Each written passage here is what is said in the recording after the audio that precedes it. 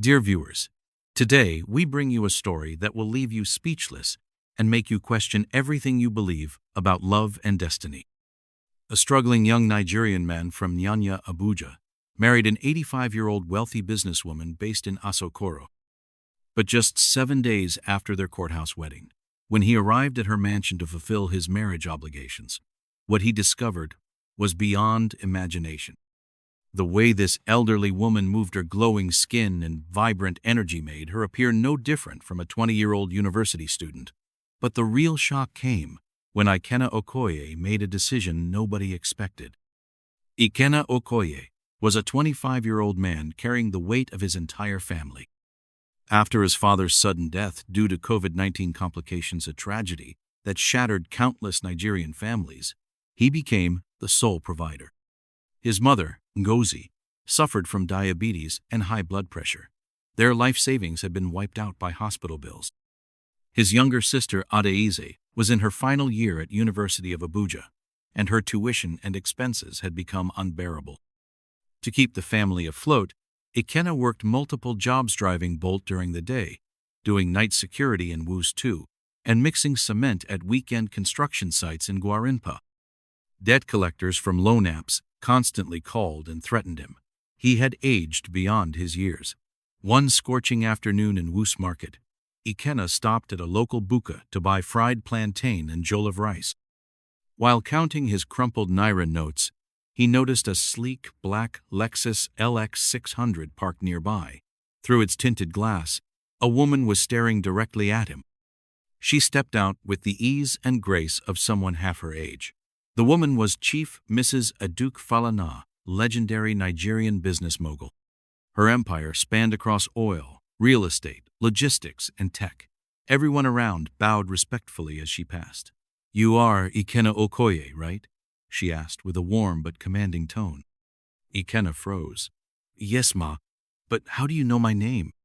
"I know everything about your situation. Your mother's hospital bills, your sister's university fees.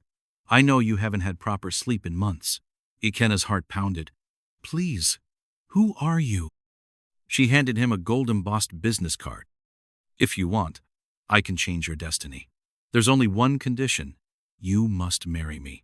Within days, the marriage was legally arranged at the Federal Marriage Registry in Abuja. Prominent politicians and business tycoons attended.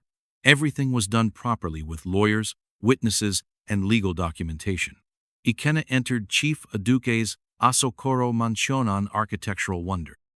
Imported marble, grand chandeliers, rare artworks, and staff that moved like air.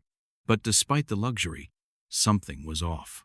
A part of the mansion, the east wing, was always locked and heavily guarded.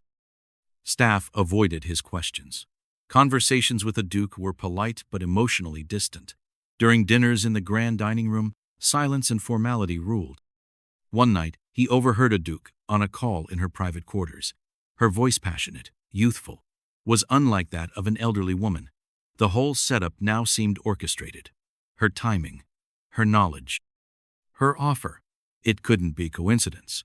With help from her assistant, Halima, a 24-year-old from Kano, Ikenna requested private time with Aduke.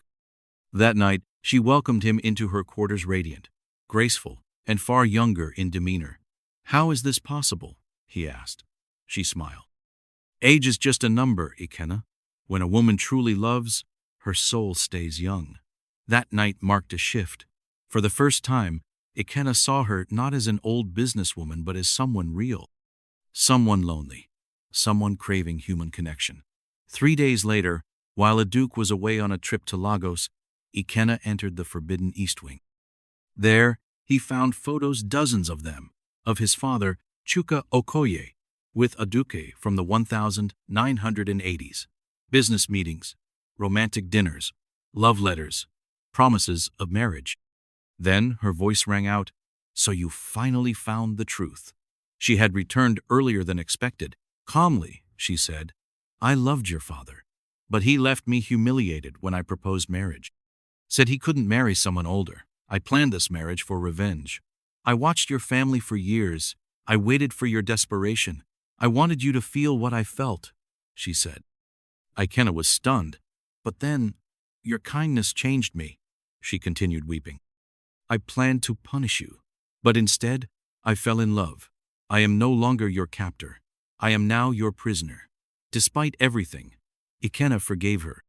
You were hurt, and broken people sometimes hurt others, but you chose love in the end. From that day, their bond was real. She taught him business. He brought joy back into her life. 6 months later, Chief Aduke fell gravely ill. Before passing, she made Ikenna the sole heir to her vast empire. On her deathbed, she said, "Your love healed 40 years of pain. I can die in peace." At her funeral, Ikenna stood with the photo of his father and Aduke. "You found your peace," he said. "And I found mine." Months later, Halima, now called Aisha, Aduke's assistant, became Ikenna's closest companion. Their friendship blossomed into love. They got married in a modest but beautiful ceremony in Jabi Lakeview Hall. Ikenna's mother received world-class care, and Ade graduated with distinction, landing a top job at a multinational firm in Lagos Island. The mansion, once filled with secrets, became a home filled with love. Ikenna established the Falana Okoye Foundation, dedicated to helping struggling families in Nigeria. Chief Aduke's legacy lived on not just in wealth, but in forgiveness and transformation.